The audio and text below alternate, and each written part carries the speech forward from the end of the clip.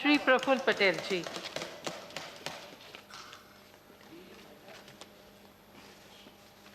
Thank you, Madam. The budget has been delivered by the Honorable Finance Minister in very difficult times. We all recognize that. And while we are very happy that the recovery, V-shaped recovery has started, for which we all acknowledge, we also must not forget that the COVID problem still exists and it's coming back, at least as we are seeing the numbers in the last few weeks, even from my state, Maharashtra, where it's really a cause of concern. And I think, therefore, we should factor the COVID problem for the full financial year 21-22. The GST is, of course, now the main source of revenue collection for our country.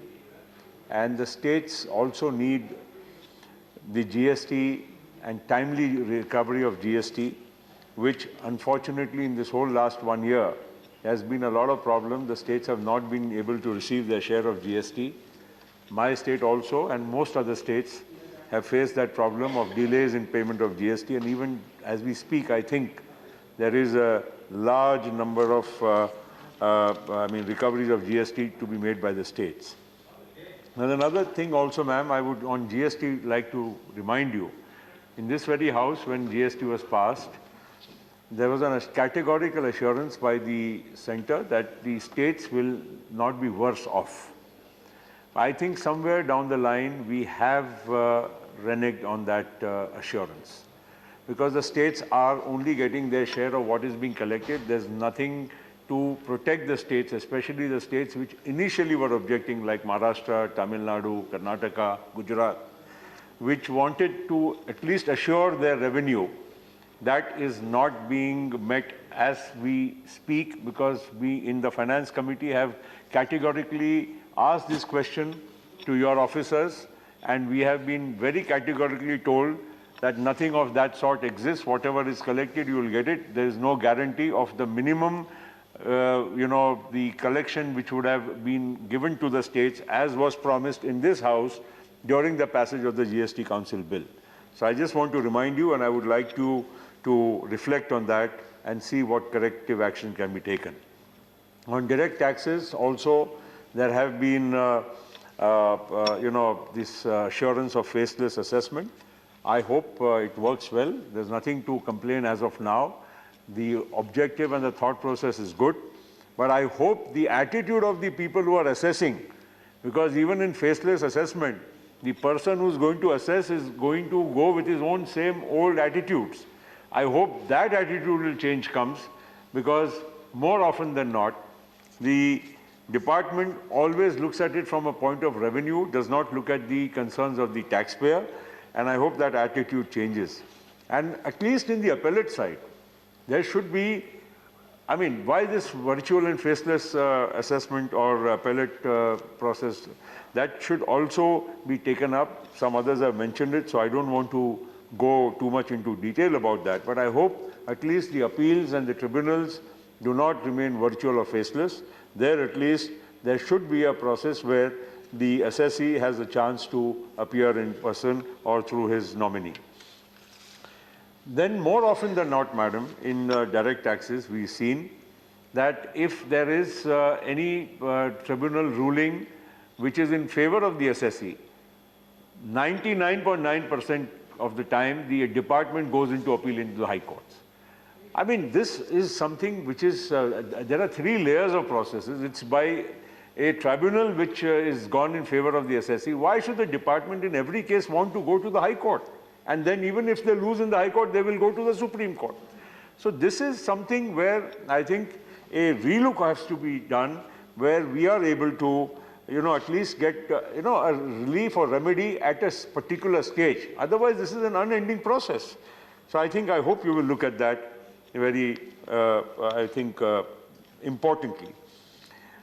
Divestment, disinvestment is something which is very key to this budget, because privatization and, disinvestment has been the core theme of this budget. I am not against disinvestment or divestment at all. But at the same time, I would like to just remind you that in the last 1 year or 2 years, if you see your divestment process, you have said sometimes that, our targets and our collections have been as per target. But if you really go into the fine print, who has bought your, the proceeds have come from where? Either LIC or from another public sector undertaking. There is hardly any money you have recovered from the market or from a private source. So the divestment process, or disinvestment as you so call it, has not been a resounding success so far.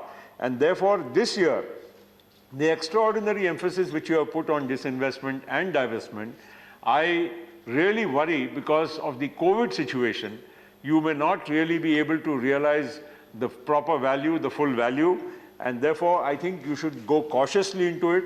While I'm not opposing the process per se, I'm also questioning the timing, which may not yield the best possible results which you are hoping for. On the petroleum products we were talking, others have also mentioned, I would only like to say that we have a certain percentage of tax both by the state and the center on petroleum products. That tax remains constant, but the base price of the petroleum product, as it was $30, has now become, say, $60 or $65. The tax goes on the pro rata. So therefore, the collection of taxes is going up phenomenally both by the states and the center, causing a huge burden on the common man, and which is also driving the price of so many common used products and items consumed by, I would say, not so very wealthy people. So we have to look at taxes on petroleum products in real terms and not in percentage terms. Because that, today if you really see, everybody is talking of 100 rupees of petrol touching that mark. If you really break it down, between the state and the center, more than 50% of the 100 rupees would be coming from taxes. So that has to be re-looked at in real terms, not in tax percentage pro rata terms. I would request you to look at that, and that will definitely earn you also good brownie points. It will help the common man, it will help in controlling prices.